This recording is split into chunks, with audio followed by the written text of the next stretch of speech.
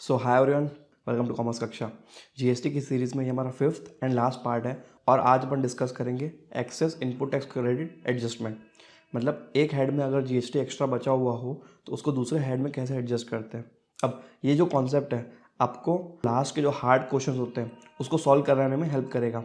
इसके पहले के जीएसटी के 4 पार्ट्स और जर्नल का पूरा टॉपिक ऊपर आई बटन में लिंक्ड है। अगर आपने वो पहले वाले वीडियोस नहीं देखे तो आई बटन में क्लिक करिए और प्लेलिस्ट देख के वहाँ से स्टार्ट करिए, उसके बाद इस वीडियो पे आइएगा। चलिए स्टार्ट करते हैं।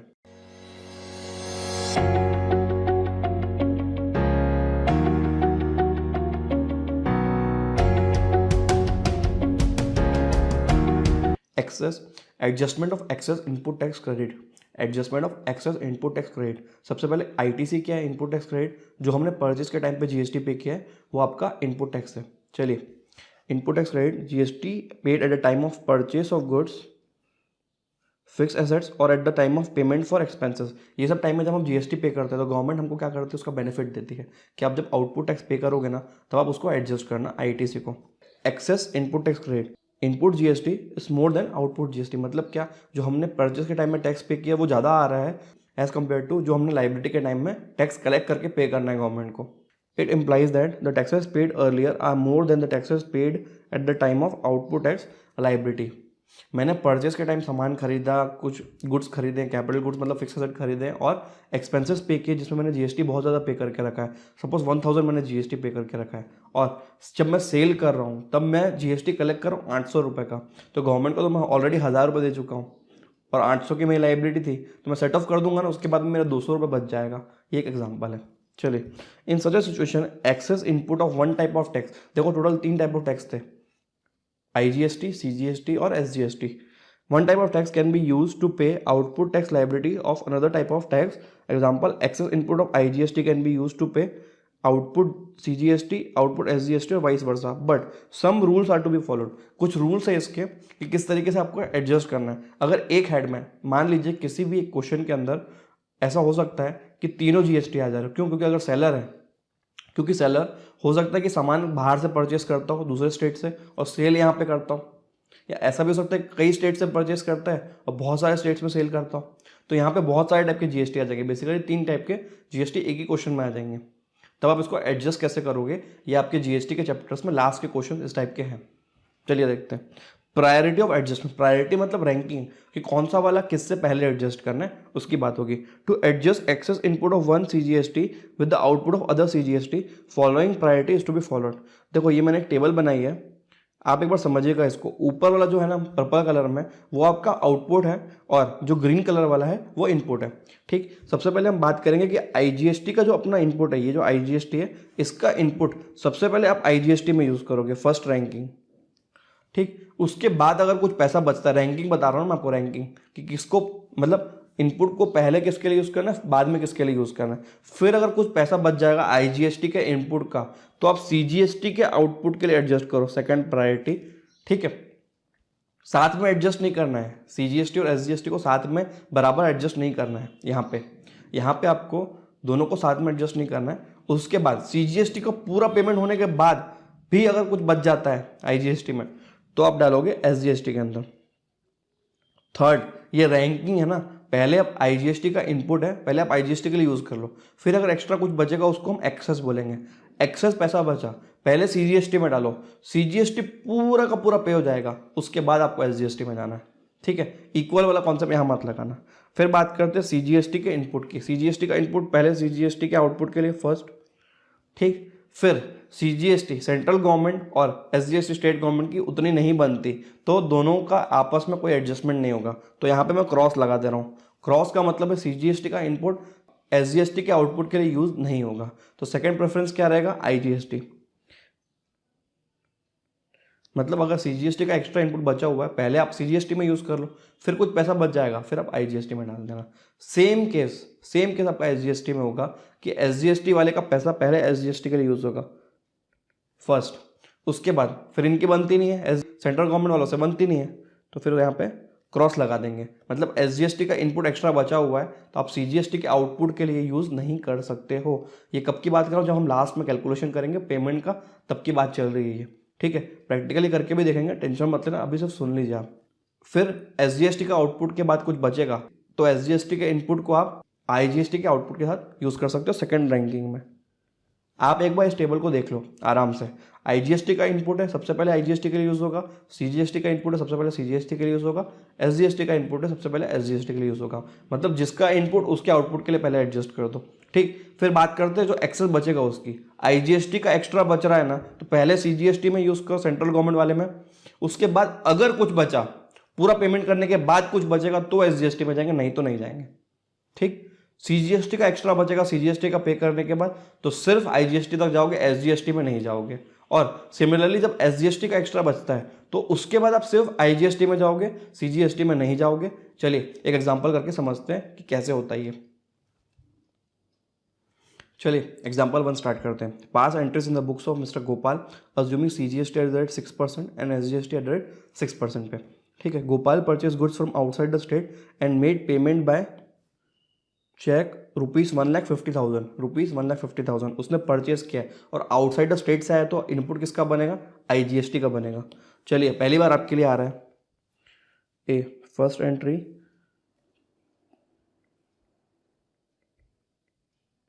परचेज अकाउंट डेबिट, इनपुट एक ही आएगा ना इस बार IGST, क्यों? क्योंकि दूसरे स्टेट से आ रहा है अपने पास। IGST account debit to bank account being purchase goods,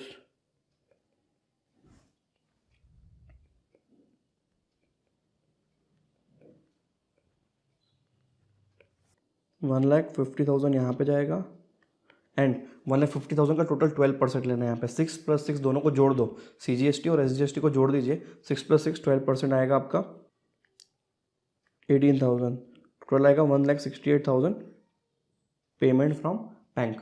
next,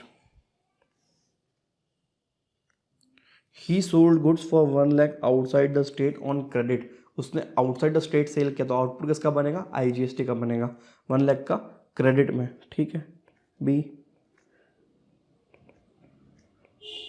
debtor account debit to sales account to output IGST account being sold goods. पहले अमाउंट डालिए सेल्स में 1 लाख रुपीज़, 1 लाख का 12% 12,000, तो 1,12,000 आपका डेटर अकाउंट में चले जाएगा। ठीक है, next entry, he sold goods worth ₹1,80,000 locally on credit. Locally उसने क्रेडिट पे सेल किया। थर्ड एंट्री, ठीक है, see again debtor account debit to sales account. फर्क क्या आएगा आपका? आउटपुट CGST और आउटपुट SGST आ जाएगा। क्यों? क्योंकि सेल आपके सेम स्टेट में हुई है। ठीक है, to output CGST to output SGST being sold goods. ठीक है, सेल्स आपकी कितने की हुई है? 1,80,000 की, और इसका 6% कितना होगा? 10,800, 10,800, और यहाँ पे टोटल आएगा 201,600। ठीक है, next, pay telephone bill for 5,000 by cheque. इसमें भी इनपुट क्रेडिट रहेगा लेकिन लोकल वाला रहेगा।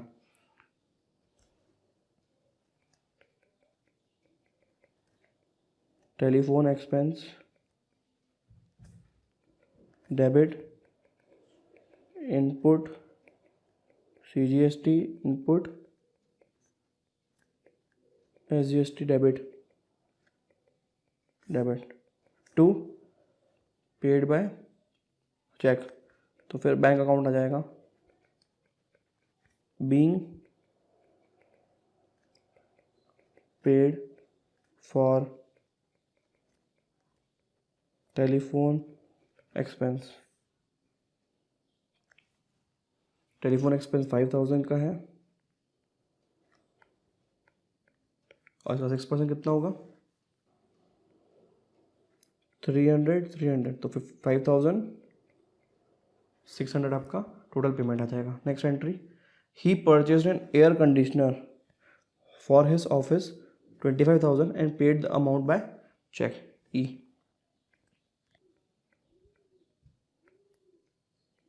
Air conditioner account debit 25,000 rupees input CGST debit input SGST debit to bank account being AC purchased. ठीक है, 25,000 का 6% कितना होगा बताइए आप 1500 देयरफॉर 28,000 का टोटल पेमेंट यहाँ पे हुआ है। ये हमारी लास्ट एंट्री जर्नल वाइज। इसके बाद क्या बोल रहा है, payment made of balance amount by cheque. Payment made of balance amount by cheque करने के पहले सबसे पहले सारी एंट्रीज को स्कैन करेंगे। इनपुट IGST का टोटल, इनपुट CGST का टोटल, इनपुट SGST का टोटल निकालेंगे। फिर आउटपुट IGST, आउटपुट CGST और आउटपुट SGST का, इन सबको स्कैन करके टोटल निकाल के आओ। टोटल निकालने के बाद हम एडजस्टमेंट करेंगे। ठीक है, अगर आप सिर्फ IGST का इनपुट निकाल रहे हो तो सबसे पहली वाली एंट्री में IGST का इनपुट है, इसके बाद एक भी नहीं है। ठीक, तो IGST का इनपुट कितना हुआ 18,000 हुआ। ठीक, आप लास्ट में ऐसा टेबल बनाइए, इनपुट IGST का है 18,000 टोटल। अब CGST का और SGST का देख लो। सेकेंड एंट्री में इनपुट नहीं है, थर्ड एंट्री में भी इनपुट नहीं है, फोर्थ और फिफ्थ एंट्री में इनपुट है 300 और 1500। ठीक है, फिर SGST का भी 300 और 1500, टोटल कितना होगा 1800 रुपीज़। CGST का 1800 और SGST का 1800। सेम अगर आप आउटपुट देखोगे ना तो सेकेंड एंट्री में था IGST का 12,000 रुपीज़।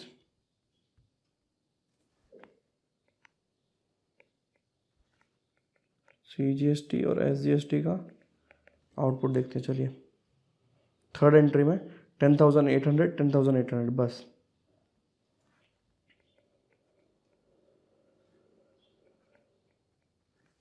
अब करते हैं इसकी एडजस्टमेंट। सारा डेटा आ गया हमारे पास टोटल हो के, तो इसका एडजस्टमेंट करते हैं।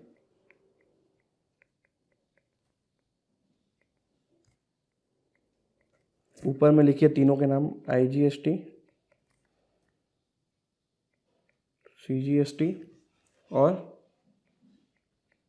SGST। ठीक, इसके बाद पहले आउटपुट लिखिए जो हमारी लाइबिलिटी है। IGST का 12,000, CGST का 10,800 और यहाँ पे भी 10,800 माइनस उनका इनपुट। देखो यहाँ पे IGST का 18,000 है और इनका 1800 है और इनका भी 1800 है इनपुट। तो अब इसका एडजस्टमेंट करते हैं। सबसे पहले आउटपुट 12,000 था और इनपुट कितना है 18,000, एक्स्ट्रा कितना बचा हुआ है 6,000 input.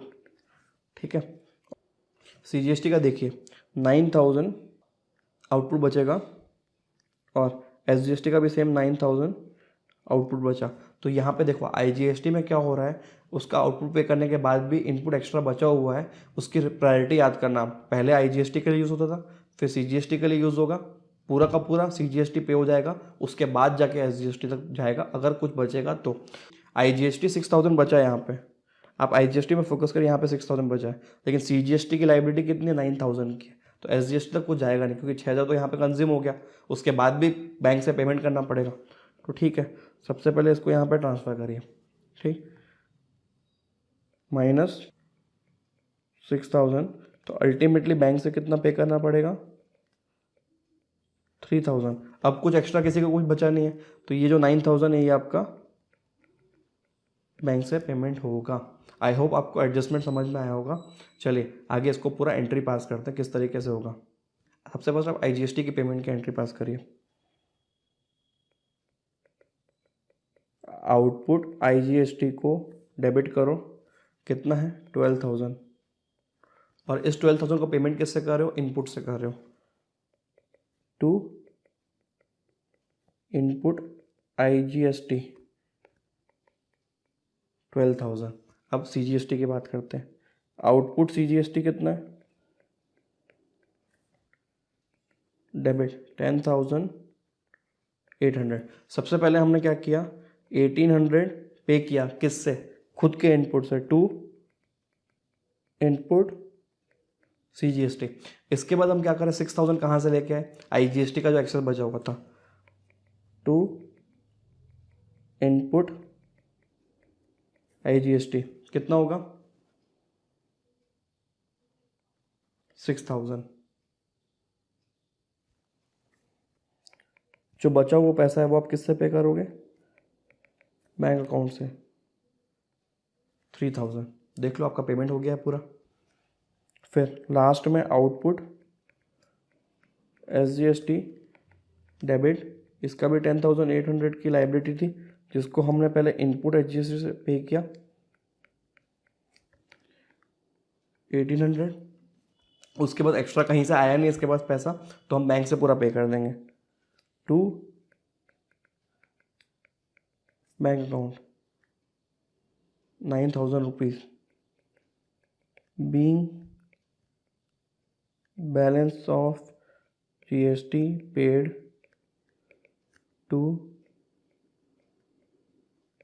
Government. Question is over and the concept is over. I hope आपको कॉन्सेप्ट और GST पूरा इजीली समझ में आ चुका होगा। अगर आपको इस वीडियो से हेल्प हो रही है तो अपने फ्रेंड्स को शेयर करिए, लाइक सब्सक्राइब करिए। ठीक है, चलिए मिलते हैं नेक्स्ट टॉपिक में।